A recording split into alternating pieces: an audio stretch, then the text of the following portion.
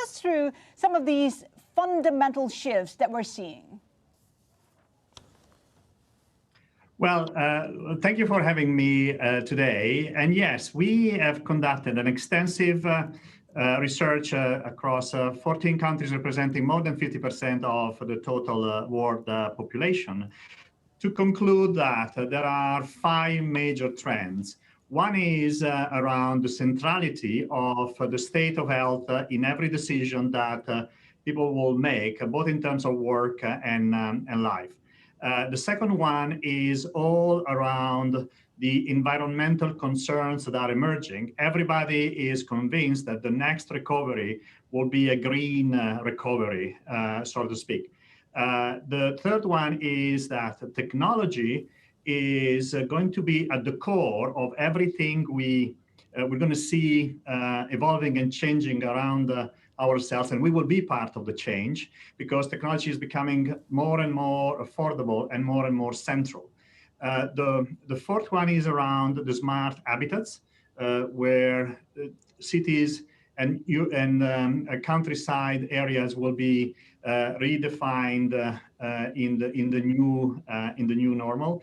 And finally, the element of being increasingly responsible citizens with an attention to the communities, the small businesses, and the way we can thrive as communities going forward. So many changes, all with the technology at the core. Speaking of technology and how accessible it's become, how is that playing out in terms, across demographics, across industries? Well, let me start by dispel a myth. For many years, we've looked at technology like a threat, at least a threat in terms of jobs. And what is real, what we see and we observe as after 1 year in the pandemic, is that technology has actually been the safeguard of millions of jobs, because everybody has gone remote and work safely from home. This is thanks to technology, and that's such an important factor. Going forward, this is going to continue, and this will be pervasive, basically in every industry. So we can say some industries like health, an example, will be particularly impacted. But as I speak to CEOs in Asia Pacific and in Latin America, everyone has digital transformation and an acceleration of investments in technology in their priorities. And also, there's been an acceleration in the adoption of smart city technologies. Will 5G be the new standard, you think?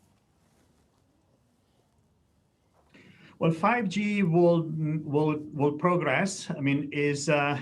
It's not going to be like an overnight change, but yes, 5G is going to be one of the main vehicles of this transformation.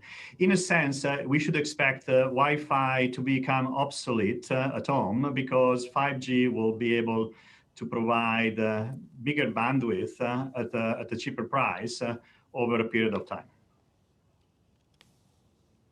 Gianfranco, it's Rish. Now, before 2020, the 3 years looking up there, before then, we had the promise of big data, we had the promise of blockchain, then the promise of AI, which didn't really come about. And 2020 was predicted to be the year where we saw the amalgamation of all these new technologies into a new form of doing business and communicating, et cetera, et cetera. Is 2021 going to see that? Well, it's 2021 and the years to come, in the sense that what we observe is that there is a wave that is coming and will become real and visible in 21, 22, 23. And this is around the fact that the new technologies, cloud technologies and edge technology, will become de facto the standard. Today, 20% of the world has moved to, of the business world has moved to cloud. we anticipate that that will be a massive journey in the next few years to get to 80+% in 5 years from now. Cloud is not a technology it's not a technology that doesn't have implications. The point is that cloud allows access to massive computing capacity that is unprecedented and massive ability to store and retrieve and process data. So when you move from being in that environment, you then have access to data science, to artificial intelligence, and this will allow the redesign of businesses. And this is clearly the trend that we see in the years to come. Every business is becoming more and more digitized. Some are becoming entirely digital. Now, the thing is, what can you as a consultant at Accenture do? Give me some examples of how you've helped a company, you don't have to name the company, go from where it was to become a digital entity. Well, there are, I mean, every industry has different elements that become relevant.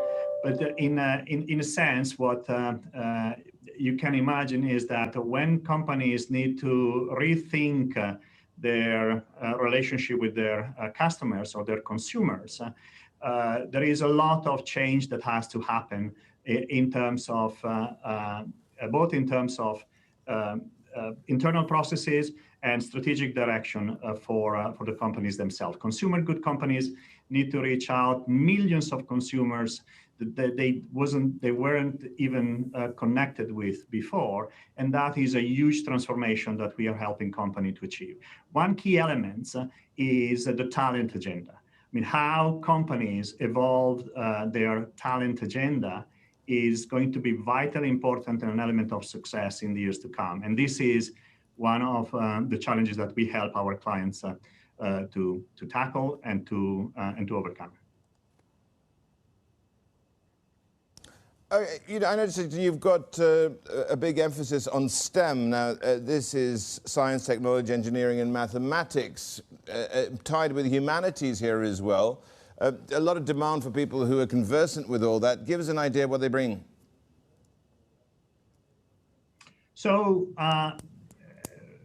in the new world, in the future of work, where people will work